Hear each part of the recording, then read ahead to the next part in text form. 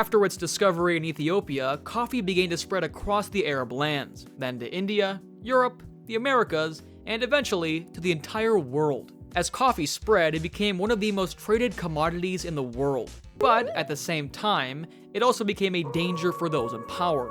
The places where people could meet, talk, have fun, and drink coffee gradually became more accessible to the general population.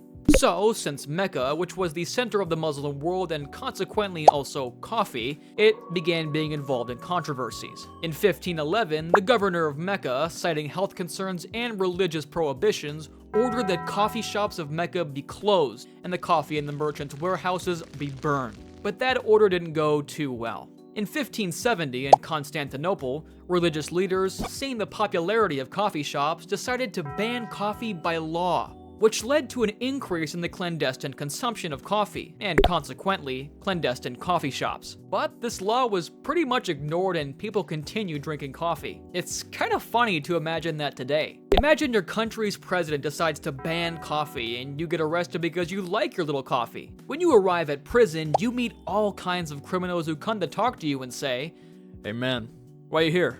Robbery? Dealing drugs?" "I drank a coffee with milk and shared it with my friends." "Oh, yeah, that makes sense." In Europe, the Vatican didn't ban coffee, but in the beginning it was viewed with a lot of suspicion because it was a common drink in the Muslim world, associated with Islam and its stimulating effects. You might have already heard the story that around the 17th century, Pope Clement VIII liked coffee so much that he baptized it. But that story is still just a legend, with no reliable sources to confirm it. However, since coffee wasn't banned by the church, it's likely he actually drank it and liked the drink. But that scene of him drinking coffee and baptizing it, that's just funny. But the world isn't all flowers, right? Now for a darker side of coffee's history. It was heavily involved in human slavery. As I mentioned before, coffee became an important commodity worldwide, and because it thrives in tropical regions, some countries became coffee production bases to finance colonizing powers. In these cases, the workforce was almost entirely made up of slaves. Native populations were enslaved, lands destroyed for coffee cultivation, and empires were built on slave labor. Brazil, for example, has much of its history tied to coffee production, to the point that its imperial flag from 1822 has coffee represented on it. To give you an idea, Brazil once accounted for 80% of the world's coffee exports in the 1920s, and this was almost entirely driven by slave labor. It's estimated that between 4 to 5.5 million Africans were brought to Brazil as slaves between the 16th and 19th centuries, including men, women, and children. Slavery in Brazil was only officially abolished in 1888, which wasn't that long ago, but it was abolished mainly due to British pressure and a crisis in the slave-based economy. However, even today, there are instances of labor analogous to slavery found in some coffee plantations across the country. There's a list made by the Bureau of International Labor Affairs where, according to them, there are products made from forced or child labor even today. And the list is very long, with over 204 products from more than 82 countries and areas, and coffee is one of those products. It's kind of crazy to think that even though we live in the so-called most developed time in history, this type of human exploitation still happens, and we're only talking about one industry. How many others like it are out there in the world? Have you thought about that? Now, speaking a bit more about Europe, as I mentioned before, coffee has been quite controversial. With the popularization of coffee, it became cheap and accessible to the larger population, so coffee shops became more popular, where all kinds of people, but mostly men from all social classes, gathered to talk and debate ideas. Coffee became associated with intellectual conversations. It's interesting to think that philosophical debates were so mainstream, so to speak. Coffee shops were popular in Europe like our bars are today, but, well, you probably already know where this is going, right? People gathering, people thinking, people complaining, people starting revolutions. You've probably heard about the connection between the Enlightenment and coffee shops. As I said, all kinds of people gathered in coffee shops. Artists, writers, doctors, philosophers, common people.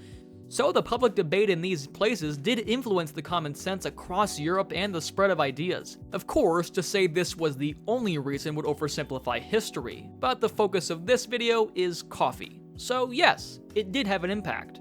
In 1675, King Charles II tried to ban coffee shops, but he had to backtrack due to public pressure. During the Industrial Revolution, coffee was used to boost workers' production and keep them active during the long hours of factory work. Some fun facts: today the two most common coffee species are Arabica and Robusta, with Arabica being the most popular worldwide, while Robusta is a stronger coffee with twice as much caffeine as Arabica. Brazil is still the largest coffee exporter in the world, and the country that consumes the most coffee in tons is the United States. Now, the most popular substance in coffee is caffeine, which is what gives you that energy boost when you drink coffee. Caffeine works in our brain like a kind of cheat. Our body produces a substance called adenosine, which basically tells you that you're getting tired and need rest. But it's not a mess. In our neurons, there are specific receptors for adenosine. These receptors bind to it and send the tiredness signal, making you feel sleepy, relaxed, and calm. Every action we perform burns energy in the form of the ATP molecule. So, over the day, more and more adenosine binds to these receptors.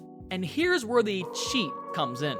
Caffeine has a similar structure to adenosine, so it binds to these receptors and prevents adenosine from attaching, blocking that tiredness signal to your body. But your body is pretty smart. It knows something's off and it retaliates. It creates more adenosine receptors, and now you need more caffeine to feel the same effects. More receptors, more caffeine. And this is quite similar to how addiction works with any other drug.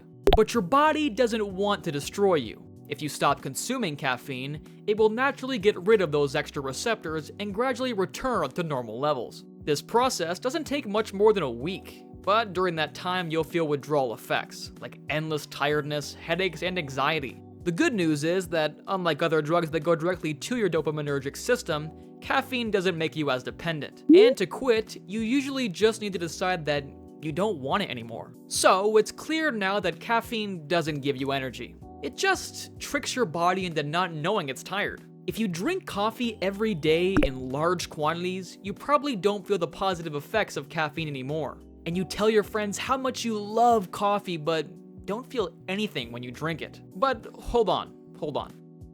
The truth is, if you actually want to drink coffee for the effects it gives you, you have to do it in a moderate and controlled way. If you overload your brain with adenosine receptors, of course you're not going to feel anything. First of all, this idea that you're naturally dependent on coffee, you're just tolerant to it because of overuse.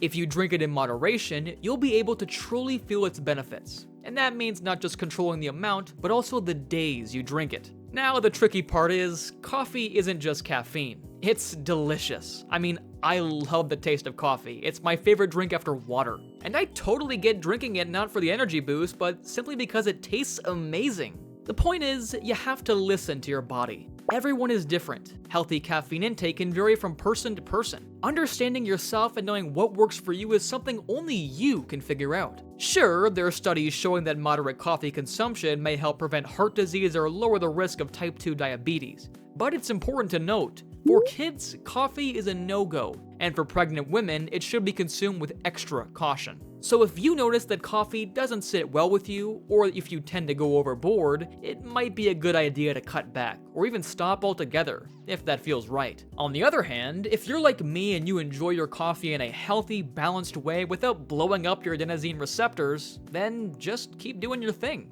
Stay in control and keep it moderate.